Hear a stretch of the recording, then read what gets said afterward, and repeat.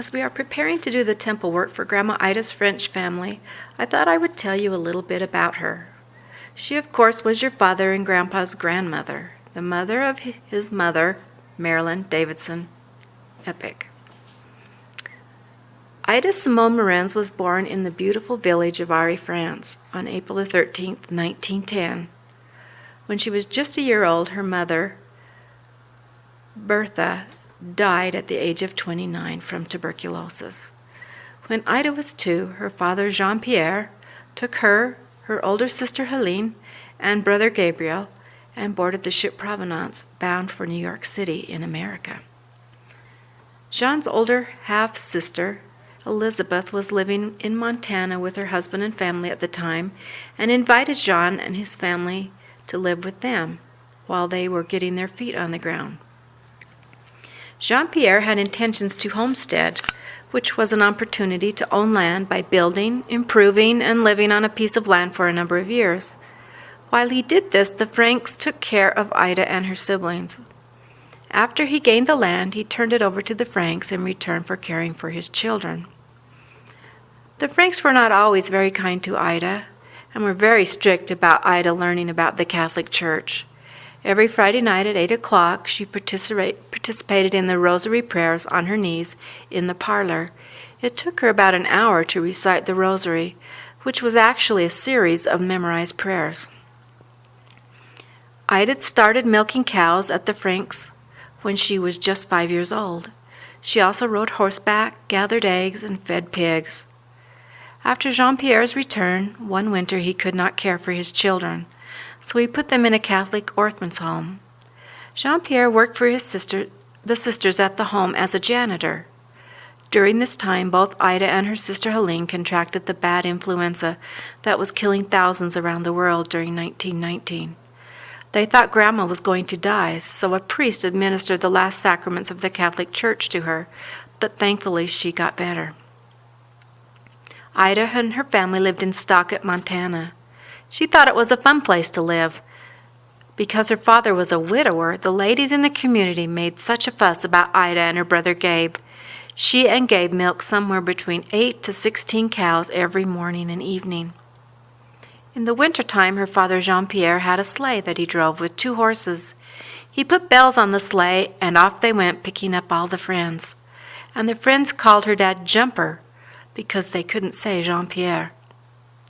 On Sunday, the young people got together and rode by horseback to the ranches of their friends.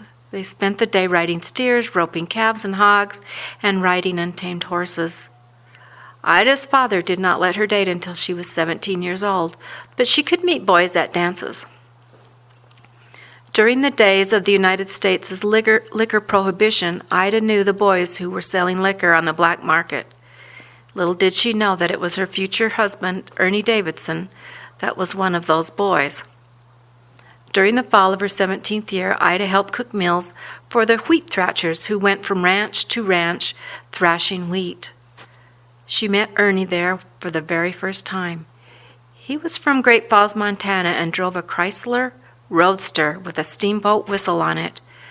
When he got to where Ida lived in Stockton, he would blow his whistle so she could hear it. Then the sheriff would take after him for disturbing the peace, but he never caught up to him. Jean-Pierre didn't like Ernie because he was 9 years older than Ida, but they married when she turned 18.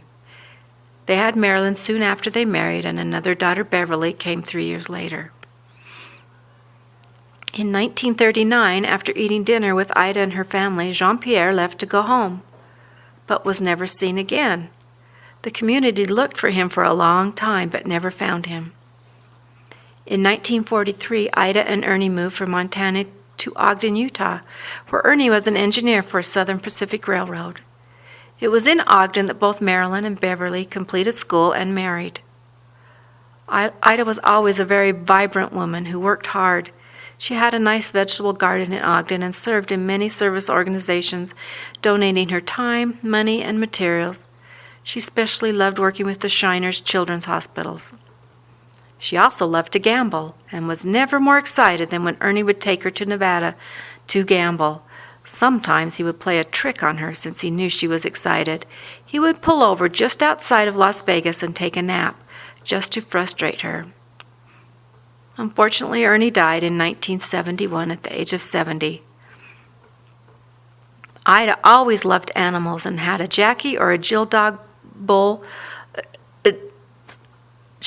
Jill bulldog living with her almost always. In the 1990s, Ida inherited a large sum of money from her brother-in-law and was able to take a trip to Africa with Marilyn to go on a safari and see all the animals she loved. Grandma was so fun to be around and had a cute giggle when she laughed. She always cried when somebody gave her a gift and never complained, but loved her family more than anything. She died of cancer on November 15, 1995, at Marilyn's home in Ogden.